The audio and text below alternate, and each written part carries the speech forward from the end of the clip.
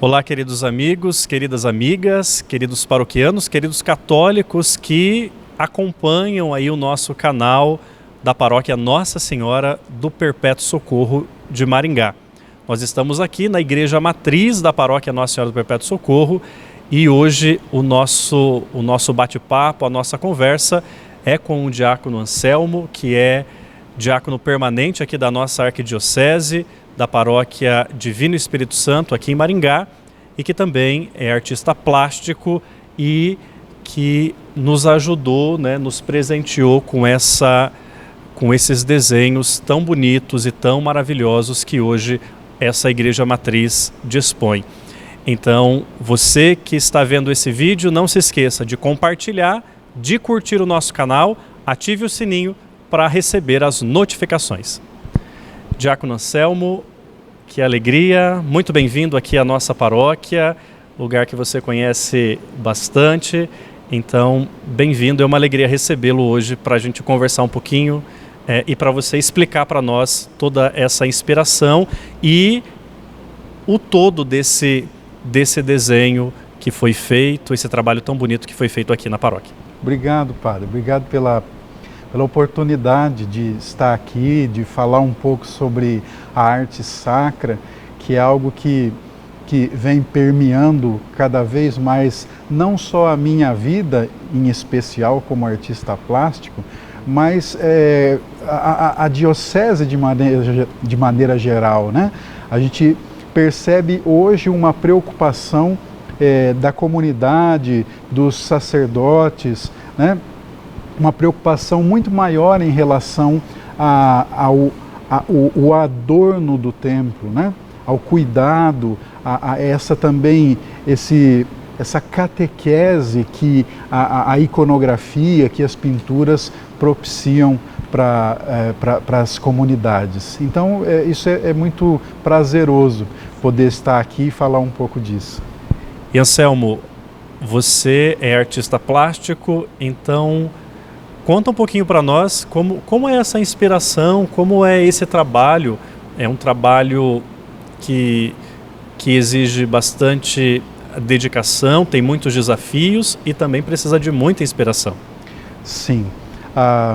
Como qualquer outro trabalho dentro da igreja, padre, a gente acaba precisando de muita oração para edificá-lo, né? E o meu trabalho não é diferente, a gente precisa estar sempre em comunhão, né? Não só com Deus, mas também com a minha comunidade, com a minha paróquia, enfim, com a espiritualidade que a gente precisa para realizar um trabalho como esse, né? Eu penso que a inspiração veio desde criança. Eu não me lembro de um momento na vida que eu não desenhasse, sempre desenhei, né? Meus pais foram grandes incentivadores dessa parte artística na minha vida. Já também, um dos primeiros trabalhos que eu tive na vida foi dentro da publicidade, ou seja, também trabalhando com arte, né? E no meio da publicidade veio então essa vontade de aprender um pouco mais, aprender os significados, né?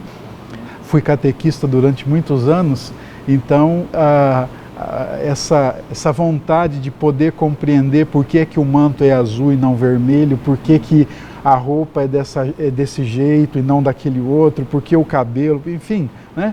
Para a gente poder entender um pouco mais por que a igreja usou tanto a iconografia bizantina, que numa análise mais fria, não é uma arte realista como o Renascimento, por exemplo, né?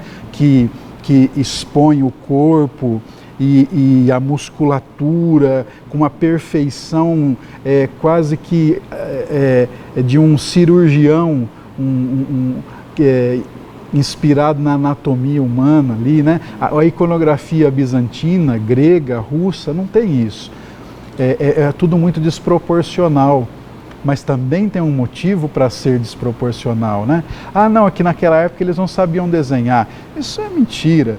Tem inúmeros retratos e autorretratos de iconógrafos com com uma perfeição que a gente quase não encontra nos dias de hoje, por exemplo, né? Então isso foi me conquistando aos poucos. Por que aquele olhar com aqueles olhos maiores? Por que aqueles dedos longos? Por que aquela estrutura, né? E fui estudando um pouco mais e me apaixonando por aquilo, sabe? E me apaixonando também pelo jeito de pintar. É um jeito mais místico de olhar a arte dentro da igreja. Infelizmente nós perdemos um pouco desse misticismo, né? Durante aí o decorrer da história da igreja, mas que com um grande esforço de alguns artistas brasileiros, como o Cláudio Pastro, Dom Ruberval, nós fomos aos poucos resgatando isso. E isso é muito importante, porque os nossos templos hoje têm uma cara completamente diferente das que tinham, por exemplo, na década de 80 e 90. Né? Então é um desafio também. Sim, aqui na nossa arquidiocese mesmo, nossa arquidiocese é muito nova, não tem 100 anos, né? Então toda a estrutura de construção, ela corresponde a essa nova geração, a esse novo jeito de pensar a igreja, ou então, como diz a América Latina, um novo jeito de ser igreja a partir das comunidades de base, a partir do trabalho ali operário, né, das pessoas que vão e que cada um ajuda um pouquinho e constrói um templo que, embora ele não realmente não tenha aquela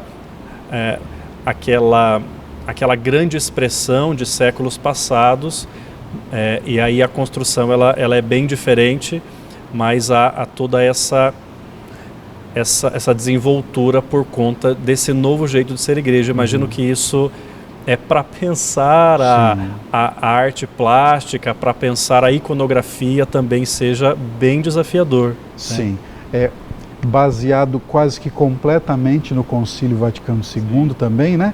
Que nos abriu novas formas de pensar o espaço litúrgico, formas novas, mas ao mesmo tempo antigas, porque ele volta às fontes, né?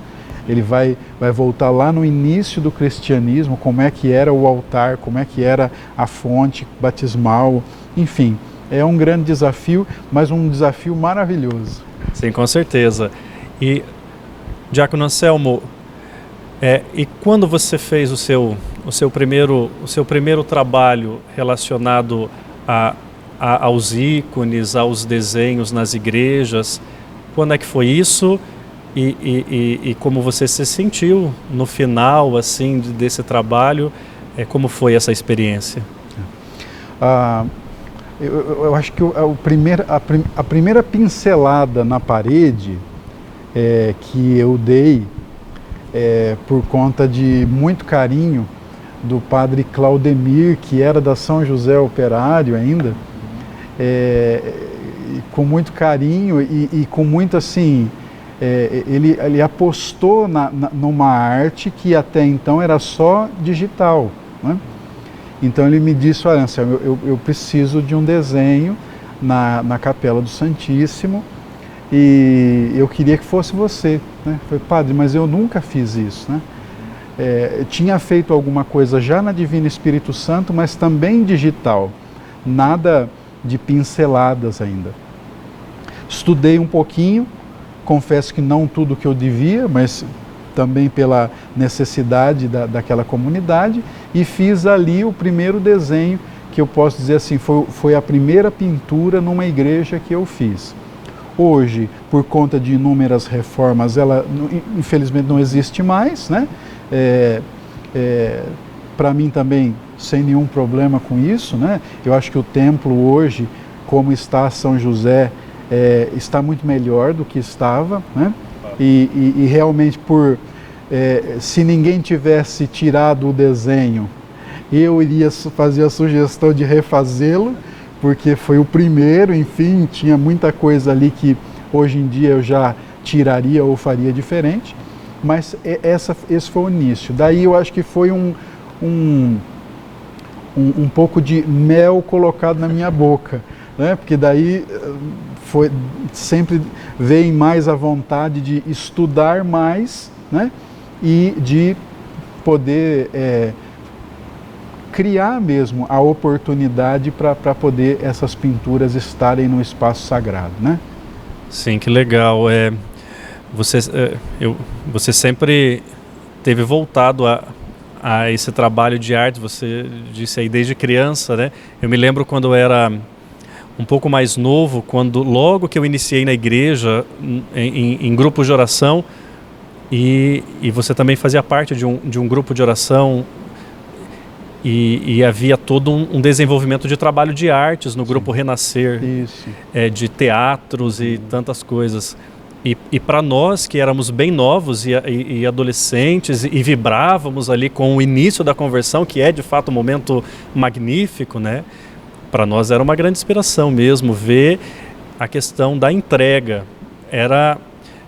Embora muitos grupos tinham grupos de teatro, grupos de artes e tantas coisas, mas eu acho que o destaque era essa questão da entrega, era uma coisa fenomenal, assim, de falar, gente,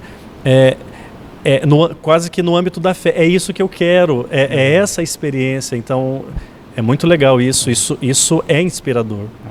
A gente ainda continua dando uns pitacos no teatro aí, né, padre? A gente tem a Paixão de Cristo, que graças a Deus vem se renovando todos os anos e nós conseguimos manter, né? Temos o Alto de Natal também, que é bem menor que a Paixão, mas é outra paixão, né? No sentido de com carinho nós fazemos esse teatro, porque para nós também é encantador, né? Então, eu agradeço muito, né, aqueles que estão acima de mim, ao meu pároco, a coordenação dos diáconos, até mesmo ao nosso arcebispo, Dom Anuar, né, por permitir que, mesmo sendo diácono, eu continuasse a minha expressão de arte no teatro, na pintura. Isso para mim é muito valoroso, eu dou muito valor a isso, né, por ter podido continuar essa expressão que bem ou mal, feliz ou não, ela está dentro de mim, né? Sim. Então eu agradeço muito. E para você que acompanha, dá uma olhada aí nas imagens do Teatro da Paixão de Cristo, que é um evento muito bonito que acontece aqui em Maringá. Olha a multidão de gente que atinge esse teatro, que é coordenado aí pelo diácono Anselmo e uma equipe fantástica, fenomenal. Muito bem. Diácono Anselmo, daqui a pouco nós já vamos chegar na segunda parte desse vídeo, que é a explicação aqui da iconografia da nossa igreja matriz, da paróquia Nossa Senhora do Perpétuo Socorro. E você também tem a sua vocação diaconal. E como é isso, diácono Anselmo? Como veio essa experiência vocacional? Porque o diaconado, ele está relacionado à vocação de entrega, de doação. Como é que é essa missão tão bonita de ser diácono aí da igreja? Padre, a minha vocação nasceu lá dentro da minha comunidade, né? Também, como na parte artística, apostaram em mim como ninguém jamais tinha apostado. Eu nunca tinha dito à minha comunidade que eu queria ser diácono. Na verdade, numa das primeiras ordenações diaconais, se não me engano, foi a ordenação do diácono Jair Benalha e os seus companheiros ali na catedral. Eu estava lá, prestes a me casar, fui com a minha noiva, a Renata, que hoje é minha esposa, e nós tivemos uma grata satisfação de poder sentar naquela parte de cima da catedral, né? E vi aquela ordenação que eu nunca tinha visto, uma ordenação diaconal, né, naquela época. Pude ver assim, de camarote, literalmente, né? E aquela celebração, ela me encantou, assim, sabe? E me emocionou, assim, em vários momentos eu fiquei muito emocionado naquela celebração. E a palavra que mais me tocou realmente foi essa que o senhor usou no começo, sem saber, a entrega, né? Mas não só do diácono, mas também da esposa, né? Ela vem e entrega as vestes para que ele possa ser investido. Aquilo me tocou profundamente. Aí no final eu falei para minha esposa, quando eu for bem velhinho, você deixa eu ser diácono? Aí ela ainda frisou, né? Quando você for bem velhinho, eu deixo. Bom, eu não sou velhinho ainda, nem tanto assim. Mas nunca falei isso para ninguém. Ela também nunca falou isso para ninguém. E de repente, no ano acho que de 2010 ou 11, quando nós começamos ali um ensaio para a escola diaconal, o padre Jair Presinati, numa reunião, falou, olha, eu preciso de nomes para futuros diáconos, vai começar uma escola. Ele estava numa reunião do CPP, então as pessoas foram e deram os nomes para ele e meu nome estava lá no meio, né? Tivemos uma conversa, eu e ele, e depois eu com aí já minha esposa, né? Nós já estávamos casados. E aí minha esposa, como uma mulher muito católica, né, devota, disse, não, não vai, nós não temos nem filhos ainda, como é que você vai? Aí por uma insistência boa do padre Jair Presinati, falou, olha, deixa ele fazer a formação, mesmo que ele não seja diácono, mas pelo menos a gente tem um leigo com uma formação na escola diaconal para a paróquia, isso já vai ser muito bom. E aí pronto, né? Lá dentro da escola eu achei minha vocação, né? Consegui encontrar ela lá dentro. A minha esposa também achou a vocação dela, porque nós temos que ser uma família diaconal, não adianta só ser o diácono, ou porque esse trabalho não vai dar fruto, né? Porque se a Renata não me dá o suporte necessário para poder trabalhar, esse trabalho não acontece, né? Então, nasceu lá, da minha comunidade, a minha vocação. Que bonito, muito bonito mesmo essa dinâmica vocacional que ajuda muito a igreja. Toda essa questão da entrega do serviço, né, do diácono, dos presbíteros, dos bispos e dos leigos, evidentemente, né? Isso faz a igreja formada a partir com os seus membros todos, e que se volta para a cabeça, que é Jesus Cristo. Então, cada um com a sua vocação, cada um com o seu serviço, e assim formamos a igreja. Muito bem. Muito obrigado por essa conversa, né, que tivemos, tão inspiradora. A vontade que dá é ficarmos aqui mais horas conversando, pela sua sabedoria, pela sua capacidade, né, de reflexão. E então agora nós vamos para a segunda parte desse vídeo. Você pode acompanhar. Então o Diácono Anselmo, que é o artista plástico, quem pintou aqui a nossa igreja matriz, Nossa Senhora do Perpétuo Socorro, vai explicar para todos nós um pouquinho de cada um desses ícones tão bonitos que nos ajudam hoje a rezar bastante aqui na igreja. E olha que depois de toda essa pintura, a nossa paróquia ficou bem famosa. Muita gente vem para olhar a pintura, tem a procura por casamentos, por pessoas que querem estar aqui, a partir dessas imagens, para vê-las, aumentou bastante. Isso é inspirador, muito, muito bonito, né? É algo que ajuda bastante aos leigos aqui da paróquia, se interessam ainda mais, né? Legal. Eu fico muito feliz. Eu acho que esse é o sonho de todo artista plástico que trabalha com a iconografia, né? É ter uma comunidade que consegue rezar com aquilo que você pintou. Esse é a máxima, eu acredito, né? Do trabalho que nós realizamos. Se isso está acontecendo, eu estou completamente realizado. Muito bem, então terminamos essa primeira parte. Lembrando mais uma vez, você pode curtir esse vídeo, compartilhar, ative o sininho, se inscreva no nosso canal.